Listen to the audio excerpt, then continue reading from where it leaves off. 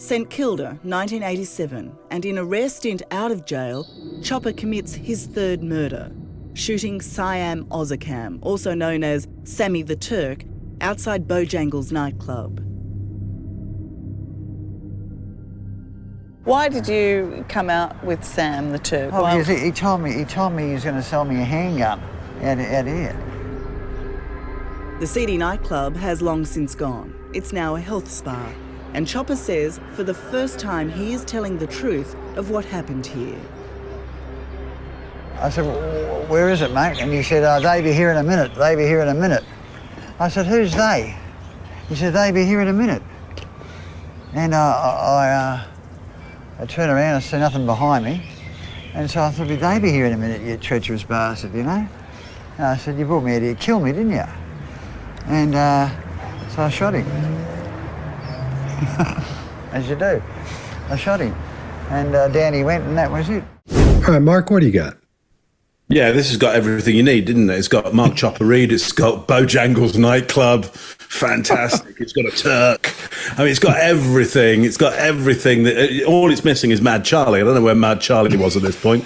I'm surprised he didn't get involved. It'd be fantastic. He was at Tramps. Right, he was at Tramps.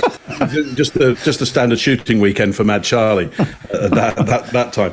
Okay, first of all, let's start at the end, because that use of the phrase "as you do" is kind of, and it seems very nonchalant. But for a violent outsider like himself, it's not.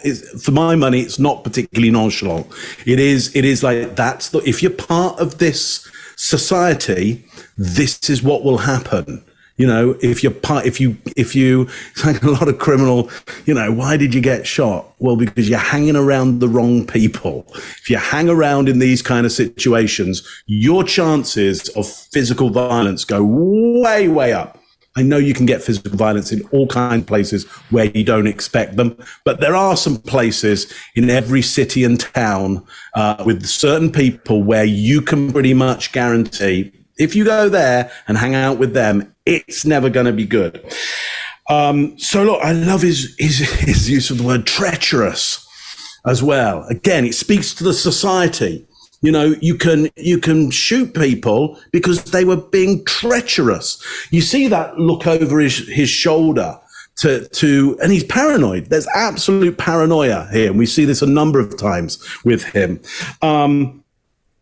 In the story, I think in general, he has quite a good rhythm to it. There's that weird laugh that we saw at the start as well. Seems a bit weird, but you know, outlier character. I can manage an outlier laugh around the absurdity of the death, and it minimizes it as well. It doesn't make death important. We know before or later on he's going to say, you know, it doesn't mean anything to me when somebody dies.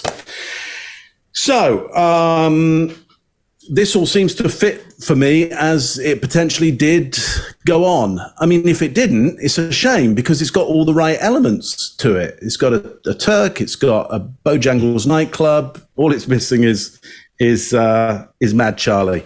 Greg, what do you think? Yeah, he does a chained elephant here. And when we say the chained elephant, you know, he does this little swing thing back and forth. And in this case, I think it's just because he's uncertain how she's going to perceive it, because he shoots a quick confirmation glance under his eyes to look and say, when he says, I shot her, he looks. I think part of this is part of the show. Yes, he did shoot this guy. And now whether he shot him intending to kill him or whether he shot him in self-defense is another question. He actually went to trial for this one, believe it or not. And then that throwaway of "as you do," I think that's what he has gotten to this point. Look, there are plenty of people in modern comedy. Most people play some outlier in history or outlier in our society is what makes them funny, whatever that is, whatever they're doing. And then they do things like "as you do" and throw that away. I think that's part of the act. As you said, Mark, I can't imagine. I've lived in some pretty rough neighborhoods in my life. I lived in one where I would carry a 20-gauge shotgun over my shoulder every morning and every night, and a box of shells in the other hand, just to make sure people knew I was not the person to come in on. As you do. Yeah, as you do. And so when you're in that situation, you're probably not saying "as you do." You're not trying to be a hard ass that way. You're just trying to do what you got to do. I think this is part of the show for him to deliver. But I think he did shoot the guy. Well, I know for a fact he did shoot the guy. He went to court for it. Scott, what do you got? Yeah, I agree with you. Mine's going to be short because I think he did it, but I think he's playing this up like it was much cooler than it happened. Yes. You know, he did the reasons he's given it happened. There's really nothing there. There's just not. So he's trying to make it sound cool, I think, in front of her. You know, because I think that's the kind of guy he is. I think it happened, but I don't think it happened the way he said it happened. So, Chase, what do you got? Yeah, there's a lot of stuff that's going on here, and he spends a lot of time in a minute talking about his reaction to this court thing. His gestures are mismatched, don't match his words. The timing is a little bit off. He looks at her while saying this treacherous bastard thing, showing how tough and cool he is. And when he says, "You brought me here to kill me, didn't you?" his hand kind of turns back into that gun. You can see it at his waist turn back into that gun.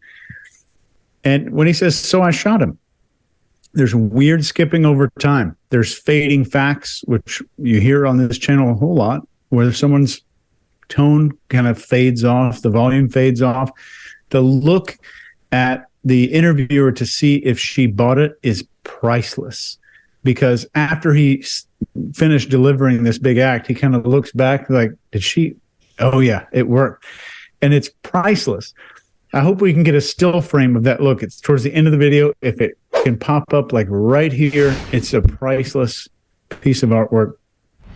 I'll say one thing, especially about the people who are in the criminal world and don't know very much. People who have not been in a gunfight always assume a bullet means death.